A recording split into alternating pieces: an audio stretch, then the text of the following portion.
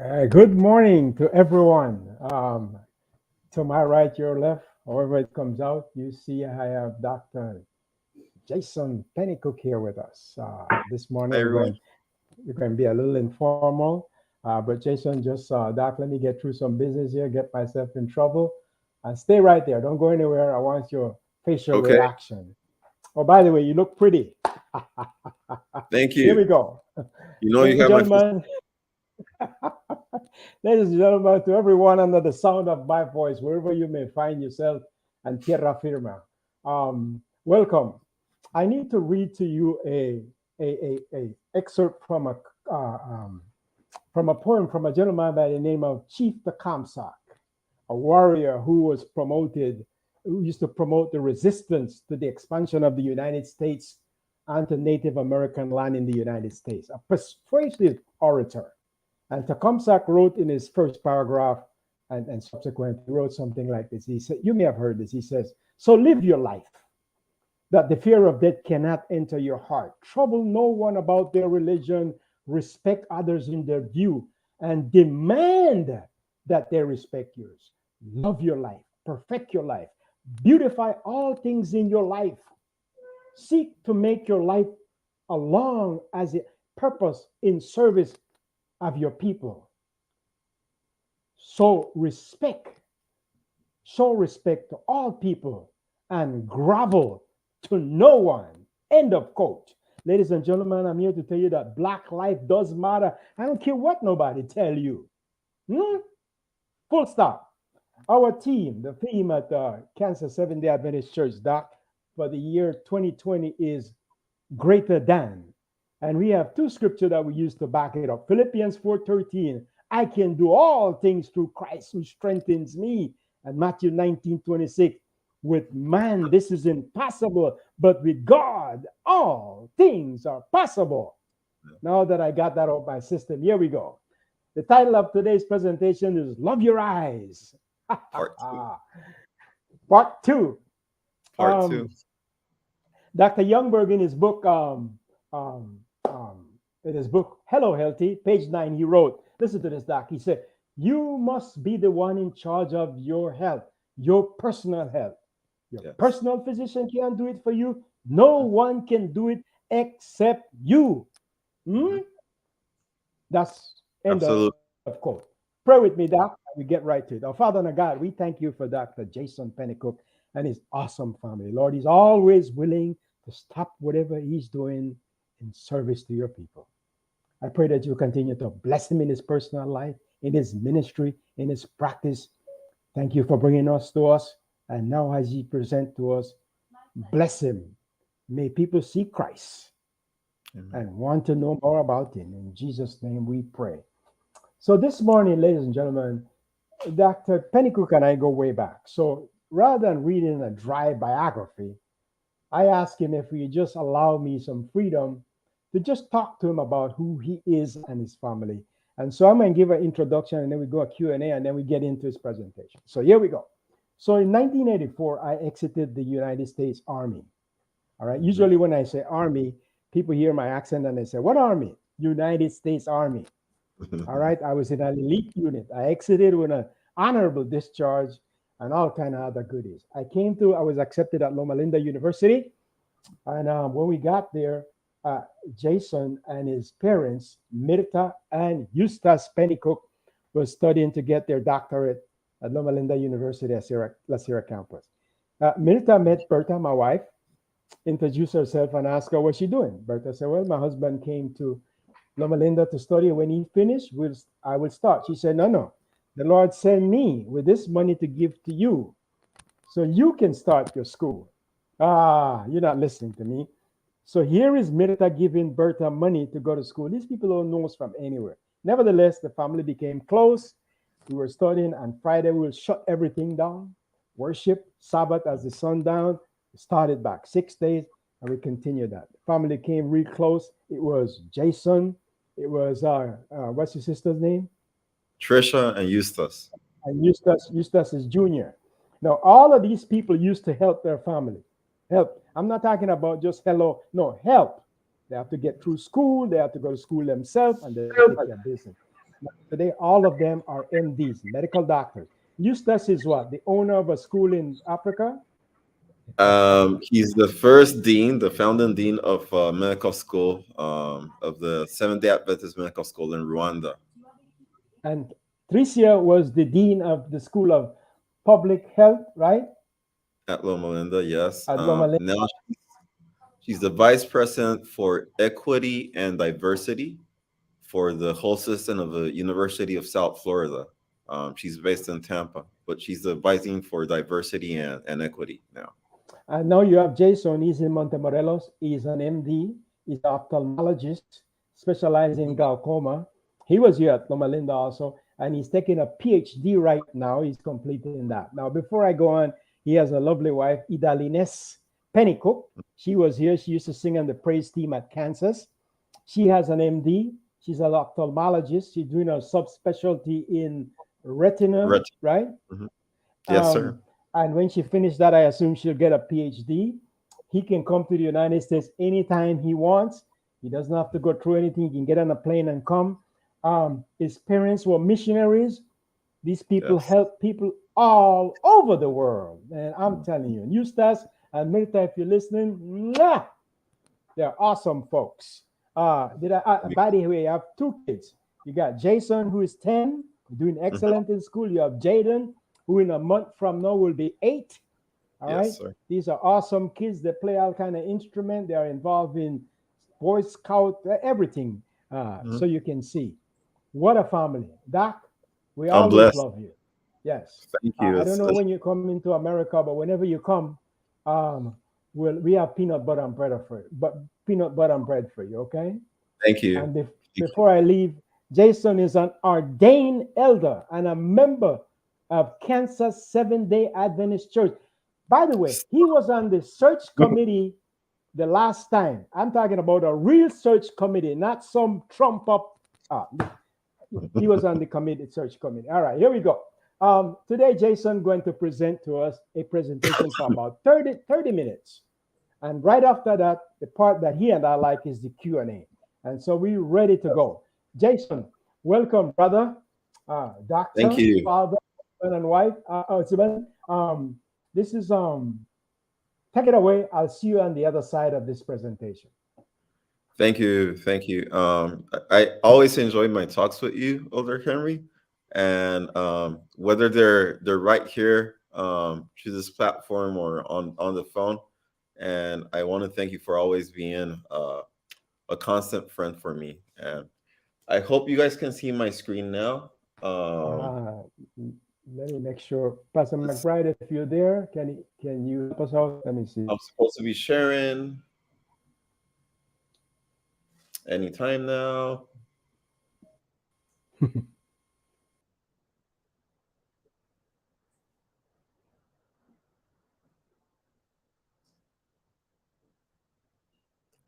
Okay. So I know that I am on screen, but I should be able to see my slides.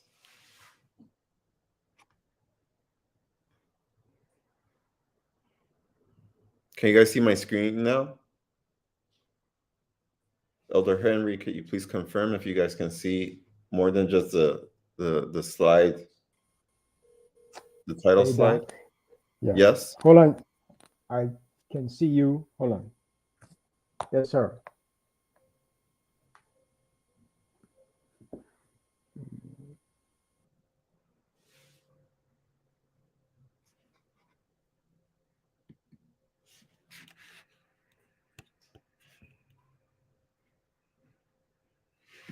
I'm gonna try this again, maybe.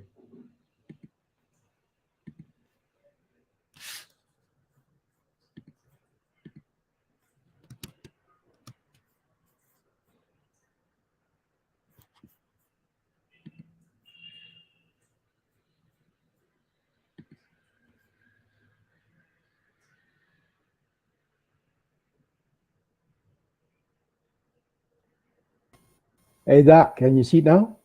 Okay, I think that's it. We're good to go. Can you hear me?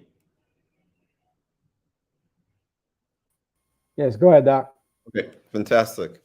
I'm gonna be twice over on the screen, so let me just do one last thing.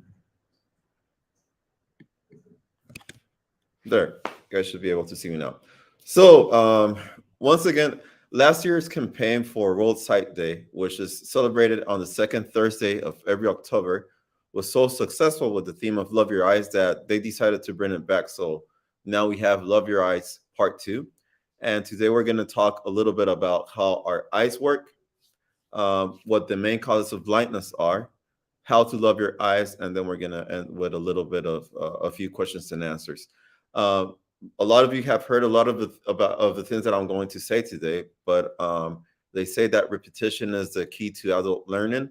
So we're gonna go ahead and do many of these things again and go back and remember what they're all about. So how does the eye work? If you guys remember from our previous talks, the eye works like a camera.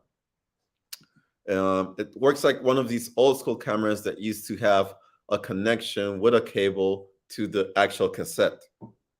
Without the cassette, without that cable that connects the camera to the cassette, then you wouldn't be able to record whatever you needed to see. And the eye has the same connection to the brain.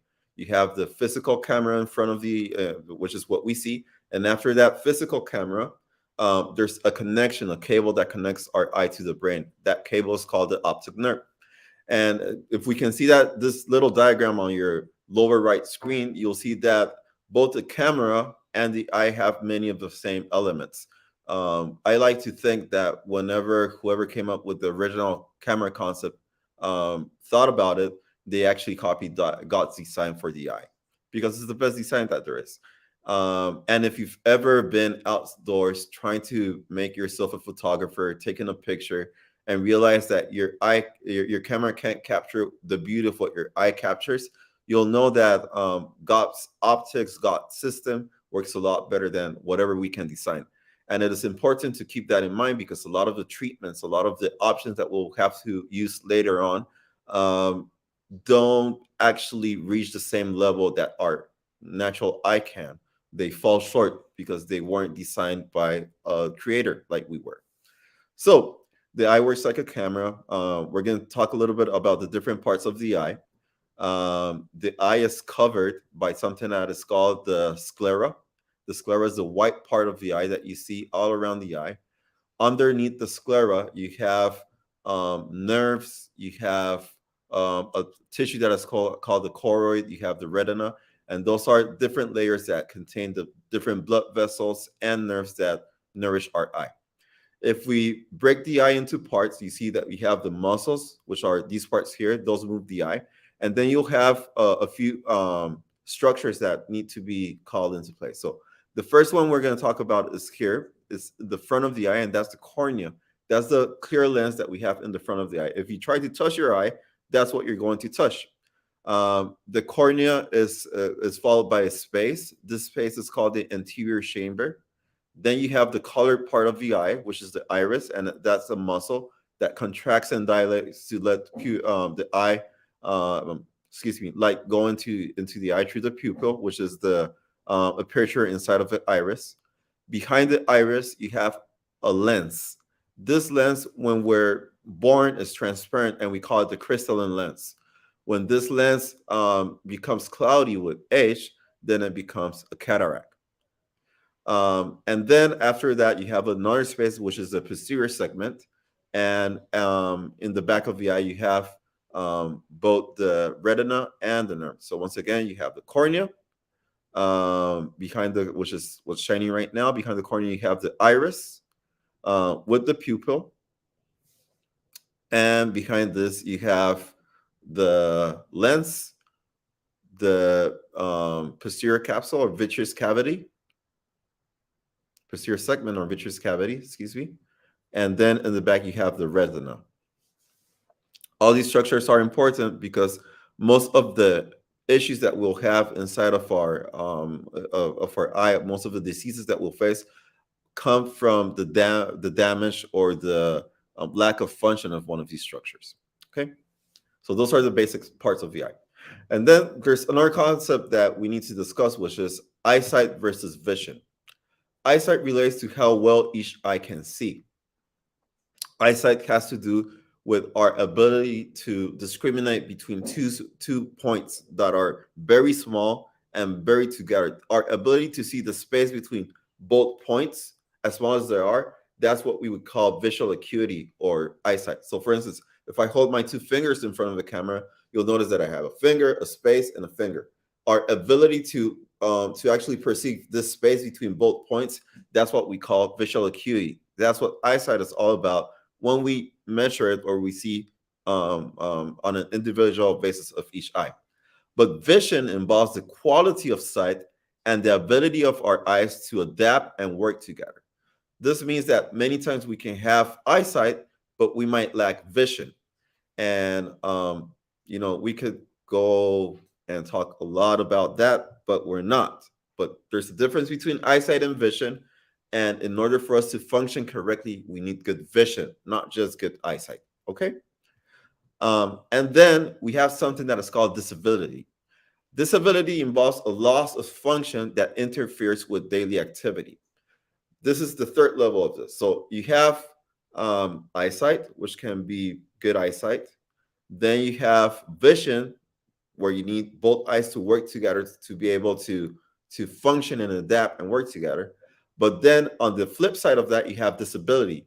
Disability is when you lose enough function that your daily activities are interfered with. This means that both my eyes can actually be working together, moving together, trying to focus in on the same things, but the vision is not enough for me to go ahead and do my daily activities. And that's what we call disability. And we have different levels of disability, of visual disability. You go from mild to severe visual disability, and then you have what we call blindness, which is when the disability is so profound, so severe that you cannot actually live independently. Okay, so that's how our eye works, and those are the different levels of visual disability that they are. Our eye works like as a camera. The only tissue that we can actually transplant through surgery in our eye is the cornea.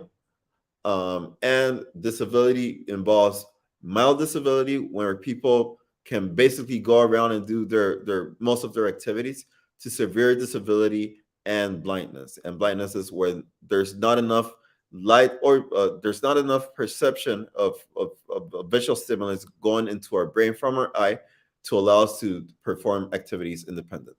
Okay, so now let's talk about the different causes of blindness. And we're going to see a little bit about what the cause is and what we can do to either treat it or prevent it.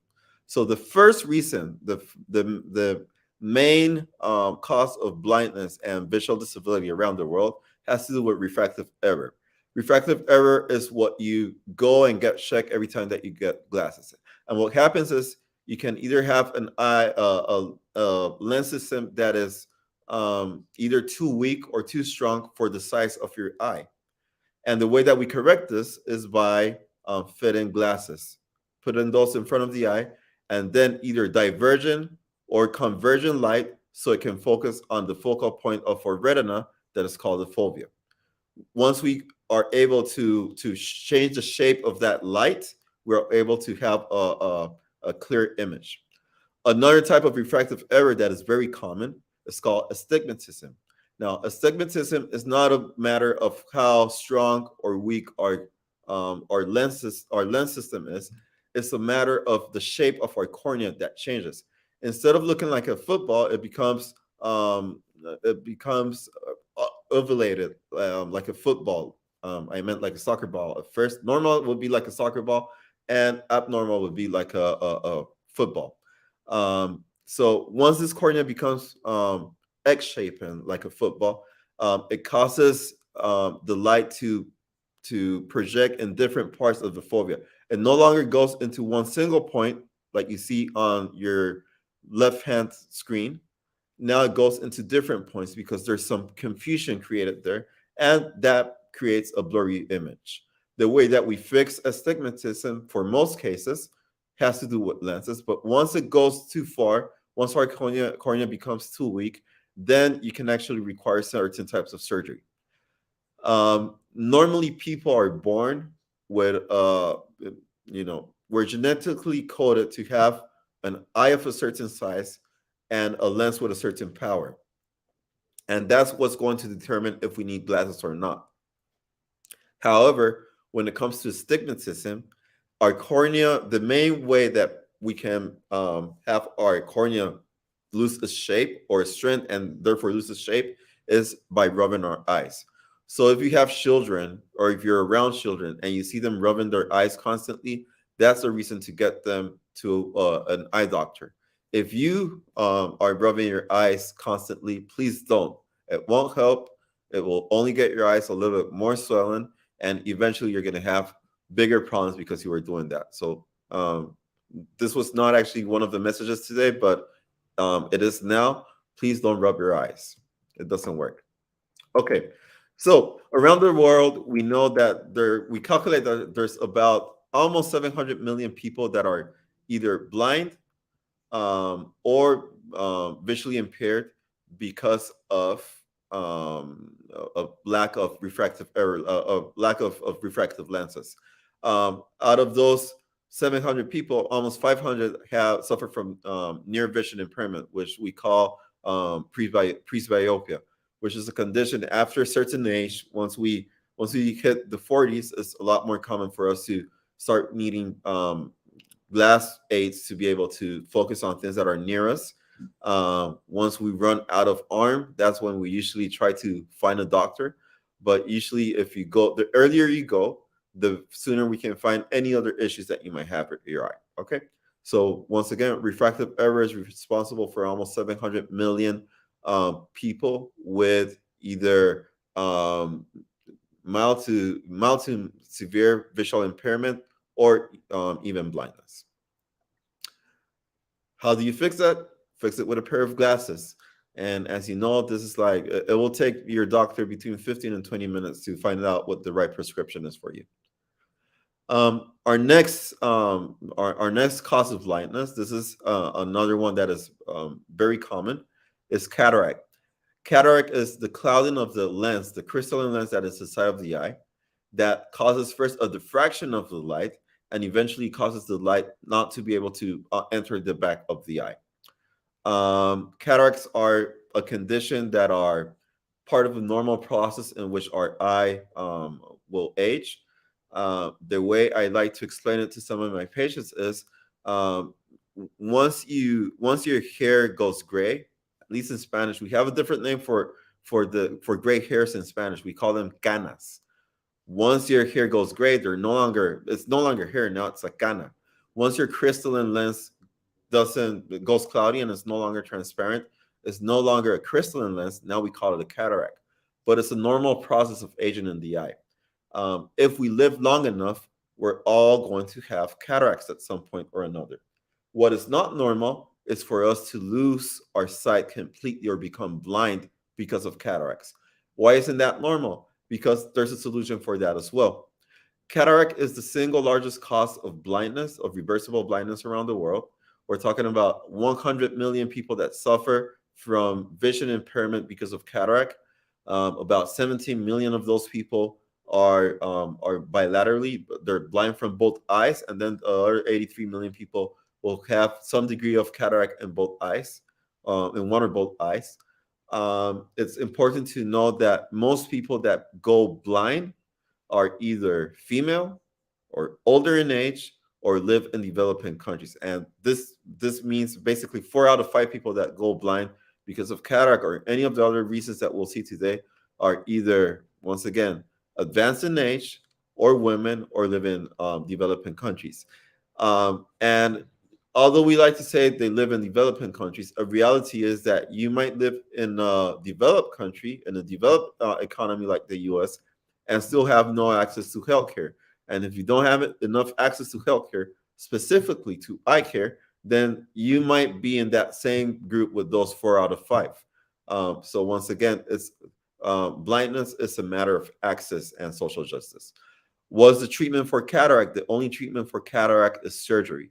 In the surgery, we take out the crystalline lens and we replace it with an intraocular artificial lens that will last there for the next 20, 30, 40, 50 years, whatever time it needs to last there, and doesn't need to be replaced ever. It's an efficient surgery.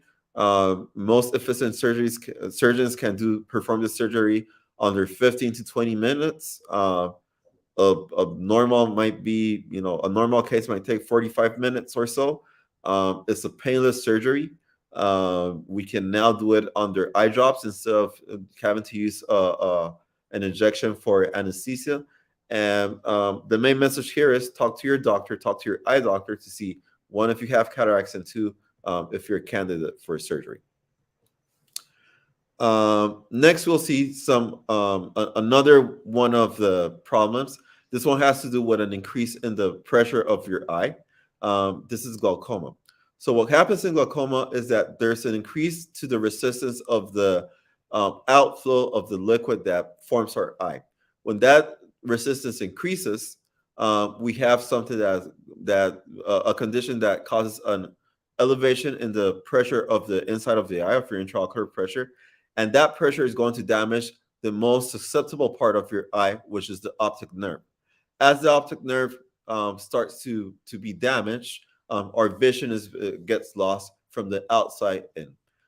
We spoke a lot in detail about glaucoma in March. I'm hoping that we can talk about what's new in glaucoma next March again. What I need you to remember today is that this is a disease that needs to be detected by your eye care provider. It cannot be detected on your own. So you do need a checkup to find out if you have glaucoma or not. And if you have any family members with glaucoma, you're at a higher risk. And if you're of Latino or African American descent, you are at a higher risk of becoming blind because of glaucoma, because once again, we lack access, and that means that more people get diagnosed later in life, and that creates a disparity where we go blind because of this disease, and it's preventable. What we can do about glaucoma, which is the fourth largest cause of vision loss, but in African American communities, it's actually a bit higher than that. What we can do about glaucoma is to have a preventive checkup. If we have enough preventive checkups, then you won't go blind because of glaucoma. We'll detect it on time. It advances in a way that is so slow that you can always do something about it. But if you wait till it's too late, then we can't recover anything that you lost. So that's what's important about glaucoma. Once it advances, it doesn't go back. We cannot recover what you lost because of glaucoma, but we can make the advance so slow that you'll die with your sight and you won't lose it because of glaucoma. Next up, we have what happens with diabetic retinopathy. Diabetic retinopathy is a disease where, because of a long period of exposure to high blood sugar, your eye starts to develop chemical signals that tell the rest of your body that there's not enough oxygen in the tissue, in the retinal tissue. This creates a chemical signal that will create additional vessels, abnormal vessels that are born inside of the eye. These abnormal vessels eventually bleed into the eye, and they cause blindness. They might start small, but if you don't do something about them, they will always go bigger. Diabetic retinopathy is a growing cause of vision loss. In developed countries, it might not be as frequent or as important as glaucoma or other causes that we might touch upon next. But because of our communities, it's a very important reason that we should be able to prevent. Once again, if you are, the best way of avoiding this disease is not becoming diabetic. If you become diabetic, then you need to have regular checkups to be able to detect the slightest change in your eye. If we detect these changes in time, then we are able to prevent you from going blind. But if we're not, then you're going to have issues. And once those issues start to appear, there's still treatment options that we can use to help you sometimes recover a little bit of your sight. Sometimes we cover a lot of your sight, but most of the time, just being able to keep whatever sight you have when you show up. Treatment includes things like lasers, it includes surgery, and it includes, it requires you to do lifestyle changes. If you do not do lifestyle changes and you don't get your blood sugar levels under control, in spite of treatment, you will go blind because of diabetes.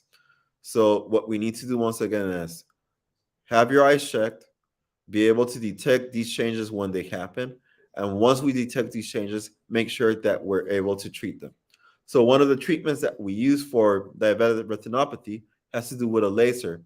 We place a laser inside of the eye, and this laser destroys the cells that are producing the chemical signal that will require more oxygen. And once we are able to eliminate that signal, those vessels will either go away or stop growing. And that's how we prevent diabetes from stealing your eyesight. Once again, lifestyle and treatment are the main ways of dealing with diabetic retinopathy. We shouldn't forget about age-related macular degeneration. This is considered the third largest cause of vision loss. It doesn't affect people of color as much as Caucasian patients because it has to do with the way that we process certain pigments inside of our eye, and the lack of melanin seems to be a risk factor for age-related macular degeneration. It has the same treatment as diabetic retinopathy, which is lifestyle and certain treatments that have to do with laser and certain injections. There's another 56 million people around the world that have vision loss due to other causes that include neglected tropical diseases as glaucoma, onychomycosis, myopia, corneal opacities. These are all of those make about 56 million people around the world, but there are too many different conditions to actually be able to go into each one and say this is what's happening here. For most of these conditions, all that we can do right now is research and hope that something else comes in the future. So those are the main causes of blindness. And now we're going to talk a little bit about how to love your eyes. The first thing that I want to remind you is we need to have yearly checkups. And I brought a checklist today of things that you should know. If you check yes for one or more of these reasons that I'm about to read, then you should have a checkup as soon as convenient, as soon as possible for you, hopefully with an eye doctor, okay? So if you haven't had an eye exam in the last 1 or 2 years, if your age is over 40 years, if you use high-powered glasses for myopia, according to your eye doctor, if you find yourself having difficulty reading, if you have frequent headaches, especially while doing closed viewing tasks like reading or using the internet, reading the paper, if you experience a lot of glare while you're driving at night, if you have dry or very irritated eyes, if you see unusual black spots or shadows or sudden flashes moving in front of your eyes, if you're experiencing pain, redness, or watering of your eyes, if there's a family history of glaucoma or age-related macular degeneration, or if you have diabetes or hypertension, if you answer yes to any of these reasons, then you should have a checkup as soon as convenient to you. Here's a small commercial. There's a help desk, at the Consulate of Mexico in San Bernardino. Your contact could be Dr. Graciela Castillo Molina. Her phone number, the office's phone number is right there.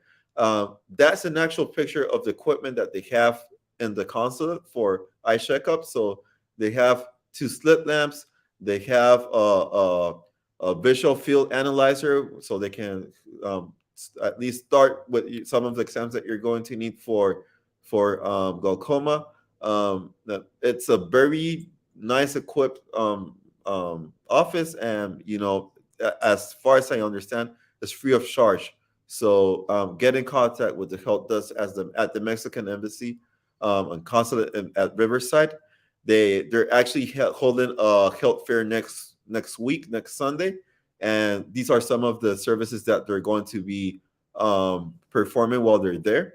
Um, and once again, this is a good opportunity for you to make a contact. And if you haven't had an eye check in the previous 1 or 2 years, then please make sure that you find a way to have one soon. So there are, however, some red flags. If you have one of these red flags, then you should have an urgent checkup. You shouldn't wait. If you're experiencing sudden blurring or loss of vision, if you are in pain, if you're having trouble moving your eyes, if you see rings of color around light, if you have a visible cut or injury, if there's blood in the clear part of your eye, not in the white part, but in the clear part of your eye, inside or in your field of vision, or if there's any type of foreign body, an object that is inside of the eye and you cannot remove it easily, then you should have an urgent checkup, hopefully with your eye doctor. I usually get the question of what's the difference between an ophthalmic tech, an optometrist, and an ophthalmologist.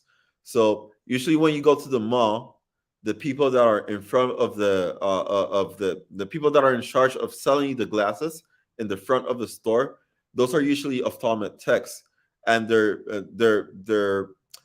are great for certain tasks, which are prepping the patient for the optometrist or the ophthalmologist, and then selling whatever aids or glasses are needed to the patient.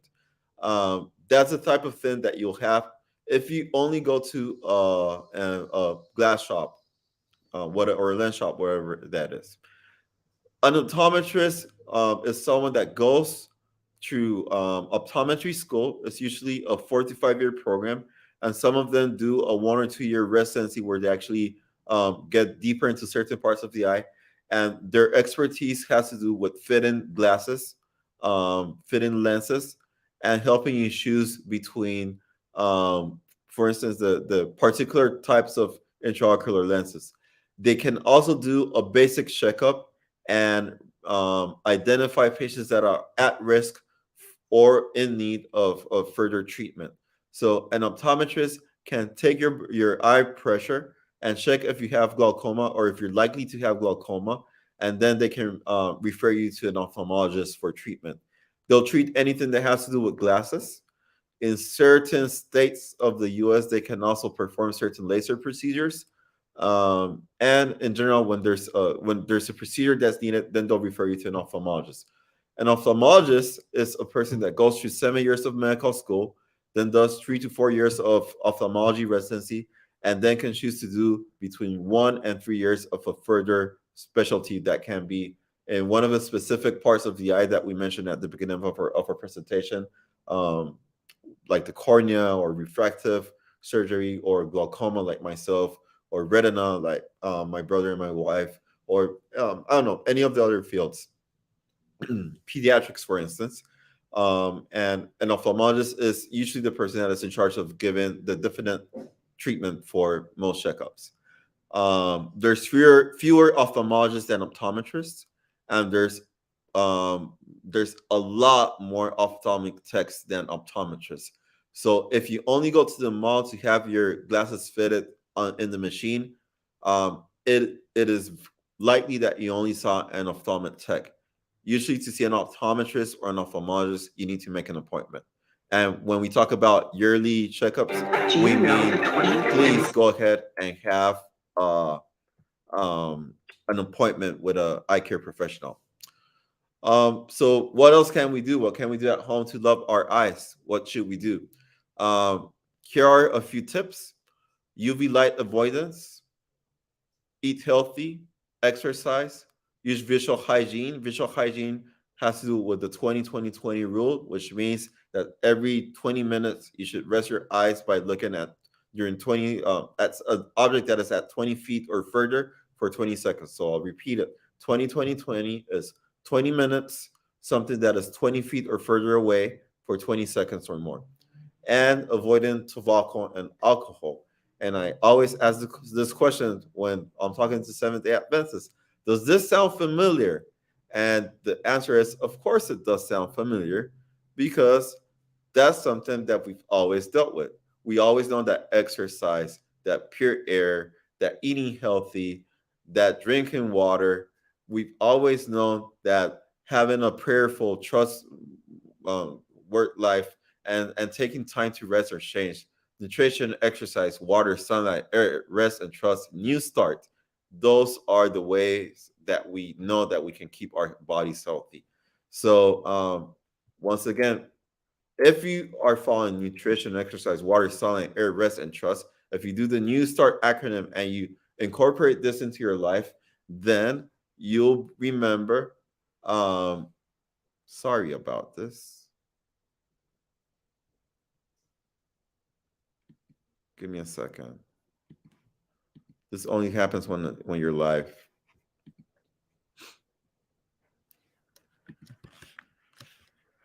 There you go. If you're doing the New Start, if you're following the 8 remedies of nature, your eyesight will be protected. Okay. So specifically, when we talk about nutrition, dark green leafy vegetables are the best for your eyesight. What about supplements? Supplements will not replace a healthy diet, although diet alone may not provide all the necessary nutrients. What this means is some people do need to to enhance their diet with nutritional supplement, but the nutritional supplement is not enough. It's not a replacement for actually following a healthy diet. Okay. Exercise. We need about 150 minutes per week of exercise. This should be moderate exercise, which means that you go into sweat, and you shouldn't forget protection, protection for your skin and protection for your eyes. Water. We need between half and 1 ounce of water per pound per day, which basically goes back to the whole concept of eight full glasses of water per day. Sunlight, we need between 10 and 30 minutes of sunlight exposure several times a week. And particular for the eyes, it's important to remember that we should wear sunglasses to protect ourselves. And these sunglasses should have a UVA 400 protection filter. When it comes to air, we need pure air to be able to be healthy. And we also need to avoid dust. So if you live in a dusty, windy area, your eye protection will be good for your eyes. And remember that you do need fresh air to live a healthy life. When it comes to rest, we already spoke about the 20-20-20 rule. Another type of rest that is very important is your daily rest. We do need our 8 hours of sleep, and we do need our weekly Sabbath. These are things that have been proven by science to not only enhance our quality of life, but enhance the length of our lives as well. Trust. So we should live a life that trusts and keeps God in first place. We should be able to put in Him and live a life that is full of hope, so we can trust Him to be able to take care of our issues and our problems. So once again, you start nutrition, exercise, water, sunlight, air, rest, and trust are the best ways to love our eyes. Okay. And with that said, I'm gonna stop sharing my screen now. And Elder Henry, I'm open to any questions that we might have, which are always interesting.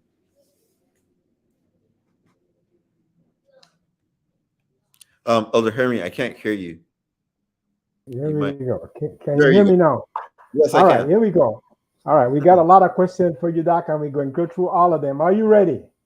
I'm ready. Looking forward Listen, to it.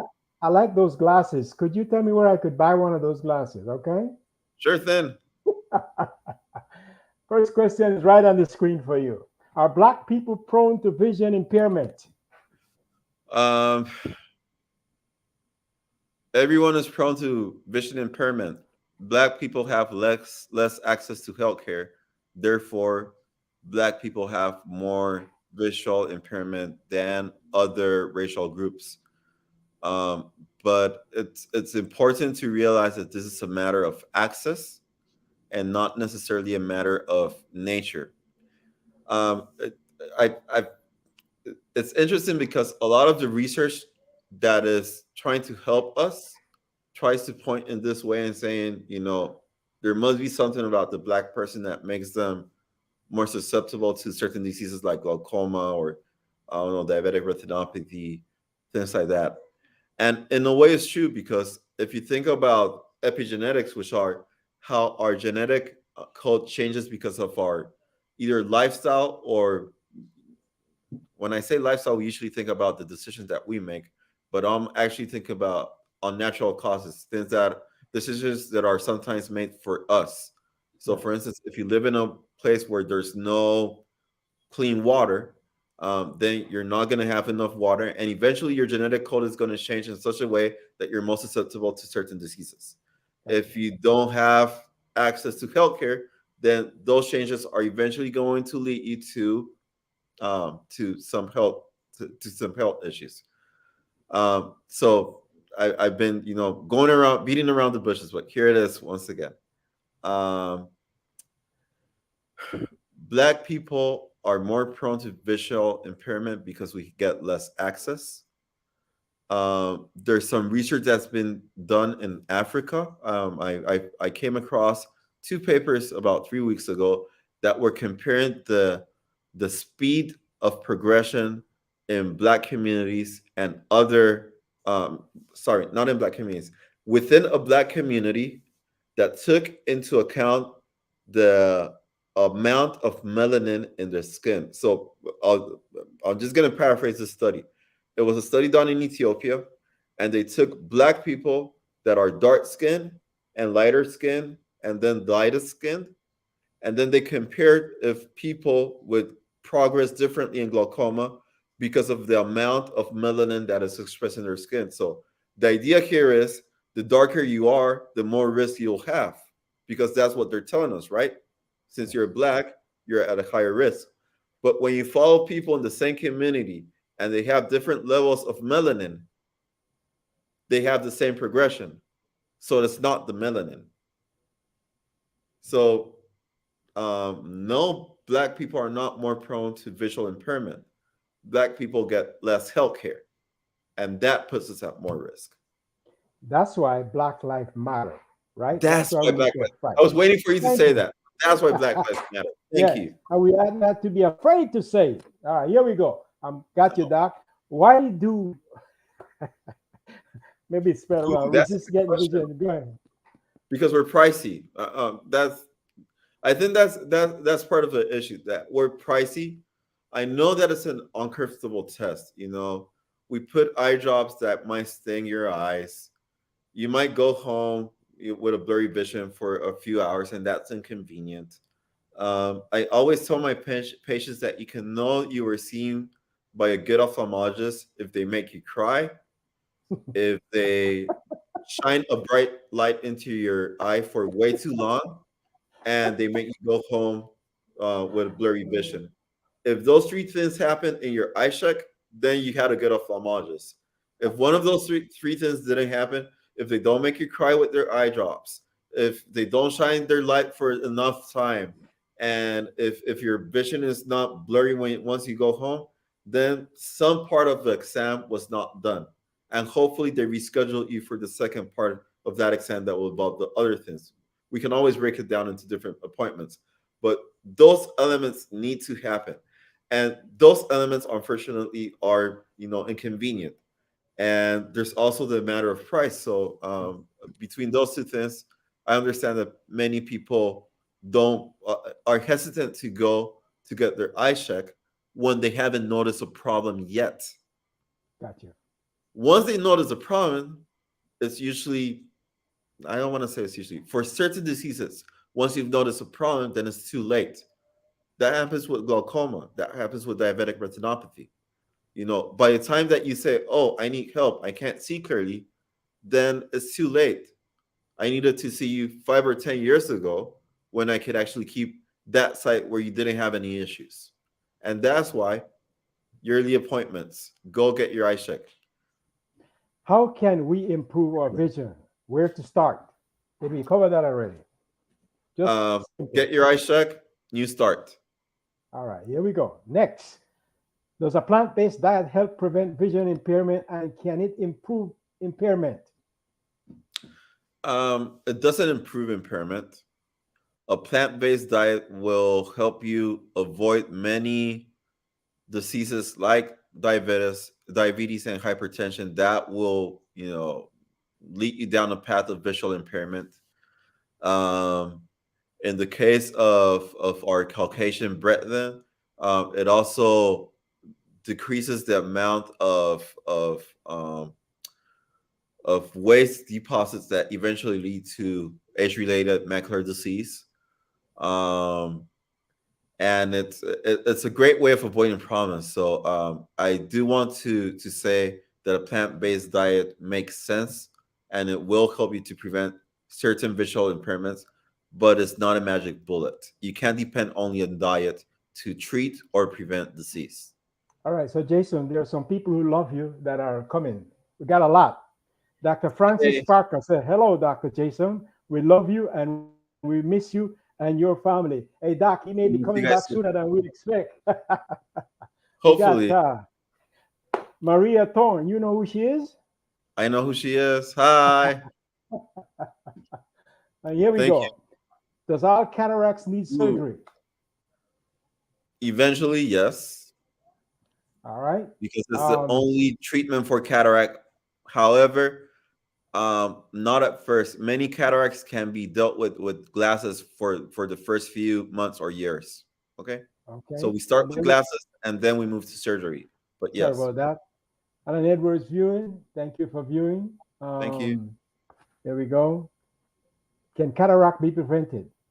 Certain types of cataract can be prevented. So if the cataract is related to diabetes or to trauma, for instance, those can be certainly be avoided. Um, we can help prevent an early development of cataracts by using sunglasses that have UV light block. If we do that between the ages of 4 to 7 years of age, if you're past that age, then it's probably not going to be as helpful. Diet won't prevent cataracts, but it will help maybe delay their onset. Um, I'm going to answer the rest of my answer for this question is another question. Can you prevent gray hair or wrinkles? All right, here we go. Here's one. Could you please send the health flyer to Elder Henry or Nirma? We'll do Thanks so. so much. Great presentation, very informative. Thanks, Here's Norma. one. Please explain. The eye. Hold on just a moment. Is that going to be? Give me a short answer so we can get to as much question as we can. Think about a camera. The camera has a lens in the front of the eye. It has several spaces, and eventually it goes to either a film or the brain. So the eye has different cameras. It has different lenses. It has a lens in front that's the cornea, a lens inside that is the crystalline lens. The aperture works with the iris and the pupil. Light goes into the cornea, through the pupil, across the crystalline lens, and then reflects on the retina, which is the film of the eye, and then that projects an image into your brain, and that's how we can see. When both our eyes are working correctly, we have good vision, and that's how the eye works. When any of these parts have an issue, then we have some of the problems that we spoke about earlier.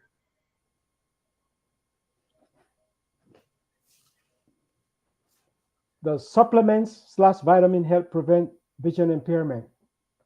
Some people do need supplements in their diet, but you cannot replace good diet with supplements.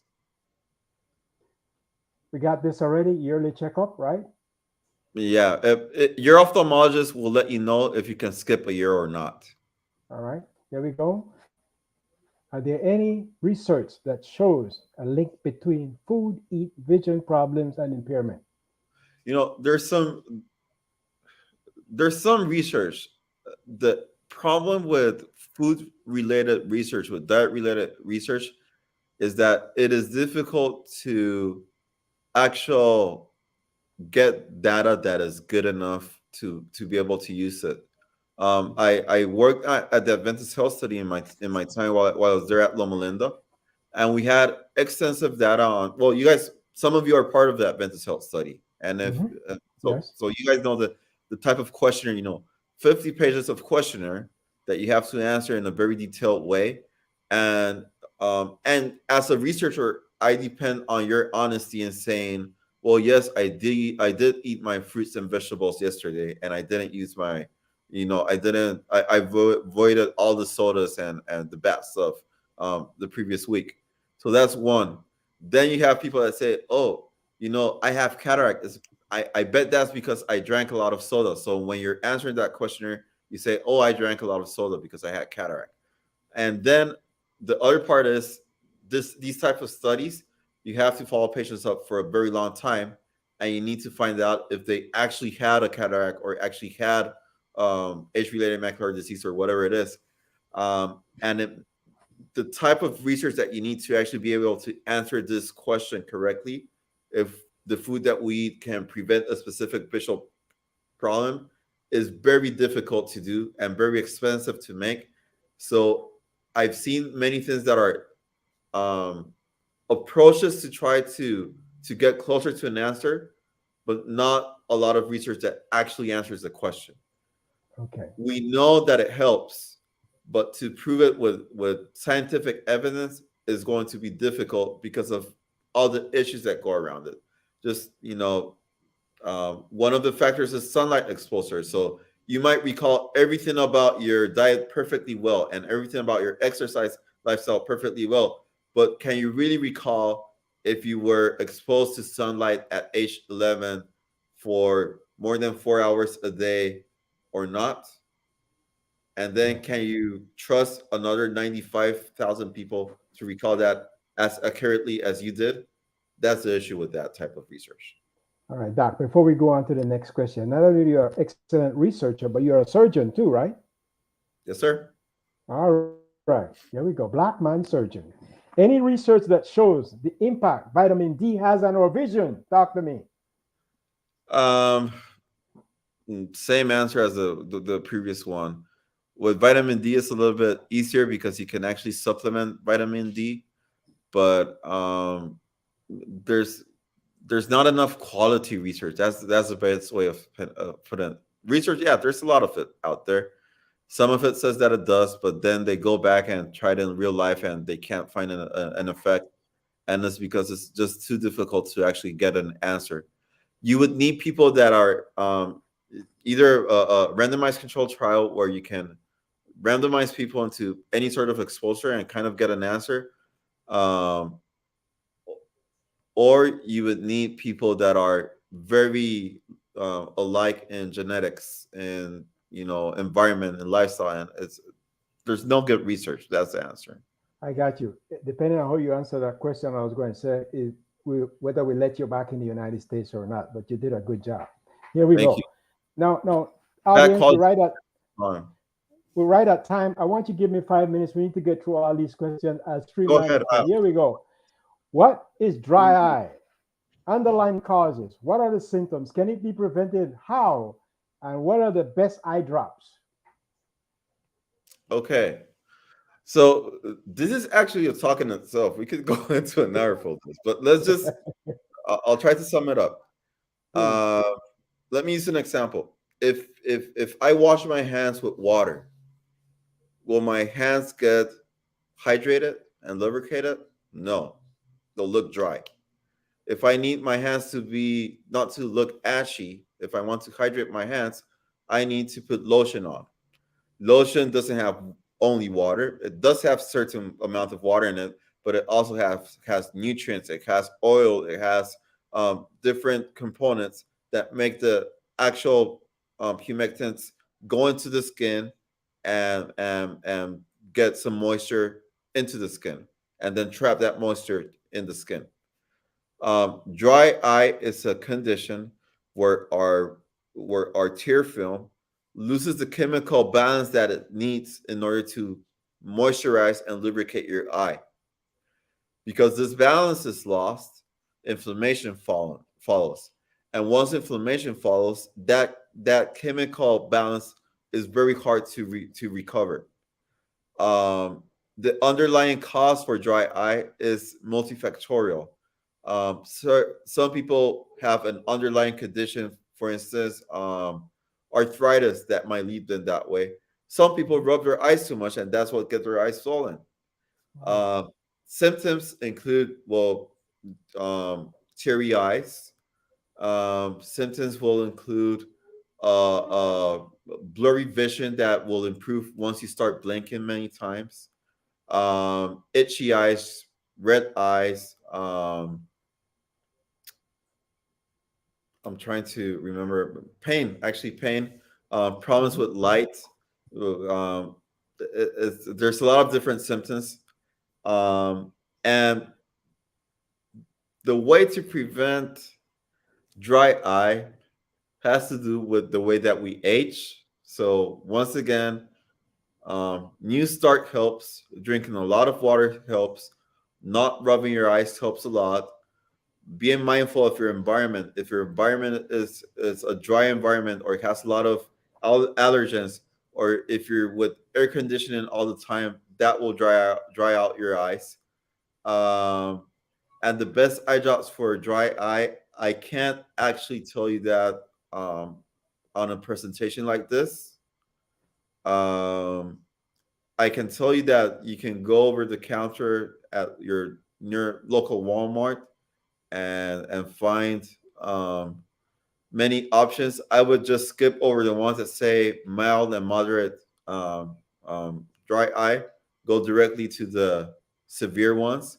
And if that doesn't work, you do need a prescription with your eye care provider, because from what I see of the ingredients in the over-the-counter drugs, most of them are mediocre lubricants. The way that we treat it is actually these lubricants have to have certain components to recover the actual chemical balance of your tear film, and it is complicated. And this is actually somewhere where black people might be at a disadvantage for treatments, because some of the treatments are laser based, and because of the melanin in our skin, those lasers create burns that are not helpful for us, and that our Caucasian brethren have more options to that. And so, yeah, this might be one of those issues where where race might actually impact your outcomes. Black Lives Matter. All right. So give me a yes or a no, because we have a lot of questions I want to get to in the next 5 minutes. Does it matter? If it gets into your eye and it's bad quality, then yes. Wow. It will cause dry eye. Okay. We did this already, right? We did this, explain the exercise. Okay, eye exercise. I get it. That's a 20-20-20 rule. So every 20 minutes, you stop looking at your screen or whatever you're doing close, and you look at a object. You look out the window or something like that, and do that for 20 seconds, and then you can go back to your. All right, here we go. Thanks, Jason. Look forward to seeing you. Yes, we have some chicken foot soup for you. Lost some vision during pandemic. Sorry to hear that. Sorry to hear that. COVID causes a lot of swelling and inflammation, and then we saw a lot of patients lose vision because of either lost appointments or inflammation through COVID. Sorry about that, Doc. Here we go. We have Dorothy Corley. What if a chemical like bleach splashes into your eyes? What is and you see the rest right there. Yeah. So if it's bleach, if it's shampoo or something like that, or the only way our eye responds to these irritants is pain, and all that you can do is basically put water on it. First aid means 15 minutes of putting your eye under water. If you go to an emergency room, the first thing that they usually do is irrigate your eyes for 15 minutes to 30 minutes or so. Bleach doesn't worry me. There's some other chemicals that may cause burns that are base-based, like caustic soda, acid. Those worry me a lot more. And if that happens, then you should immediately go to the doctor. glaucoma eye drops burn your eye because the way that we can treat glaucoma has to do with inflammation. And unfortunately, that's the side effect, the most common side effect for a lot of the glaucoma eye drops. They're they're a tough. Um, it's something that is difficult to deal with as a patient, but it's many times it's our only option. The good news here is that over the last 2 or 3 years, there's been a lot of development with lasers and procedures. We can treat your glaucoma surgically instead of with eye drops and help you reduce the number of eye drops and hopefully get a better quality of life. But that burn because of the glaucoma eye drop is usually the main reason why patients suffer and don't want to continue their checkups with glaucoma. That Sorry, Janet. It is what it is. And we close on this. Great talk. Thanks, Thank you. Jason. You've been a saint. We're looking forward to seeing you when you come to the United States, you and your awesome family. Is Idalines around? Tell her just wave at us. And she's not They're there? downstairs right now. So Oh, they're downstairs. Hey, listen, yeah. Jason, we're going to close right now, but I have a statement in the chat. I'm wondering if I should put it up. This is from Francis Parker. He says, 3 years without an appointment with my eye doctor. Can you help her? Yeah, I can refer her to. I have some acquaintances over there in the area that might be able to help her. Yes. Also, through the Mexican consulate, they have the facilities. They don't always have a doctor there, but they do have the facilities. Put her in touch with me, and I'll see what I can do. All right, Doc Francis, you heard that? The doc said he'll reach out. Doc, I'll do whatever. As always, and I know that. As always, we continue to stay in contact. You look good. Yes. You look pretty.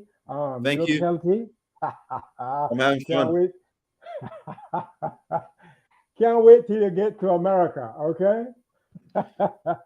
Ladies and gentlemen, miss you too. That's been a presentation of the Kansas Seventh-day Adventist Church under the excellent leadership of Dr. Michael Samuel Jenkins Jr., Administrative Pastor, and Pastor Edwin Martin McBride Jr., Pastor of the Seventh-day Adventist Church. Thanks, Pastor. Jason, these men are awesome. And obviously, Dr. Ainsworth Keith Morris defected, but he's doing well. Adios, goodbye, until we see you again, if they let us. Take care. Bye.